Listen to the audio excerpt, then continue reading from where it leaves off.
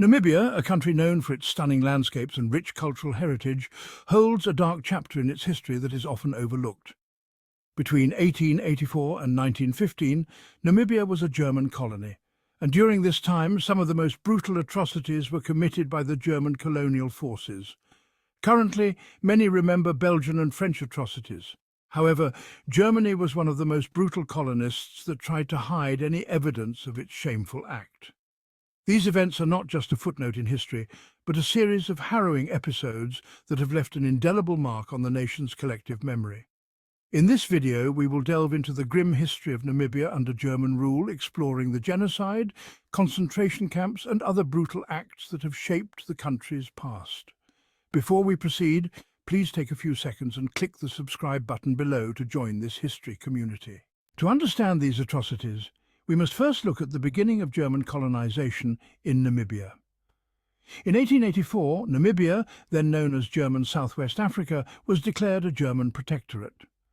The German Empire sought to expand its territories and exploit the land's resources, particularly its fertile soil and mineral wealth.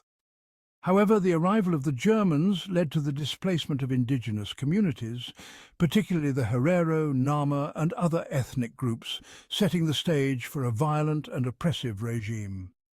The German colonists viewed the native populations as obstacles to their economic ambitions, leading to a series of conflicts that would culminate in horrific violence.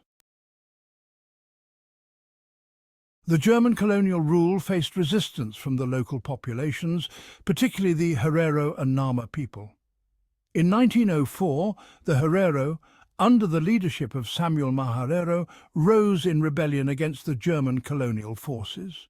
They were soon joined by the Nama, led by Hendrik Witbooi. These rebellions were sparked by years of exploitation, land seizures, and oppressive policies imposed by the Germans. The German response to these uprisings was brutal. The colonial administration, under the command of General Lothar von Trotha, issued the infamous extermination order, declaring that the Herero people must leave the region or face annihilation. This marked the beginning of one of the first genocides of the 20th century. The Germans implemented scorched earth policies, deliberately destroying villages, crops and livestock to starve the local populations into submission. Women and children were not spared. Many were raped, tortured and killed by soldiers. Additionally, the German authorities imposed harsh taxes and forced labour on the surviving populations, further exacerbating their suffering. The systematic exploitation and abuse of the indigenous people were integral to the colonial strategy, aiming to break the spirit of resistance and establish complete control over the region. These atrocities, though less documented, contributed significantly to the long-lasting trauma and devastation experienced by Namibia's indigenous communities. Following the extermination order, the German forces launched a campaign of mass killings. The Herero people were driven into the arid Omaheke Desert, where they were left to die of thirst and starvation. Those who tried to return were shot on sight. It is estimated that up to 80% of the Herero population was wiped out during this period. The Nama faced similar brutality. Many were killed in battle, while others were captured and sent to concentration camps. The German forces used modern weapons, including machine guns, to carry out these massacres, showing no mercy to the indigenous populations. This genocide was characterized by extreme violence, including the use of poisoned wells to prevent the Herero from accessing water. After the initial wave of mass killings, those who survived were subjected to horrific conditions in German-run concentration camps. These camps, located in places like Shark Island, Windhoek and Swakopmund, were sites of unimaginable suffering. Men, women and children were forced into hard labour, constructing railways and working in mines under brutal conditions. The mortality rate in these camps was staggering. In Shark Island, for example, over half of the prisoners died due to malnutrition, disease and exposure to the harsh weather.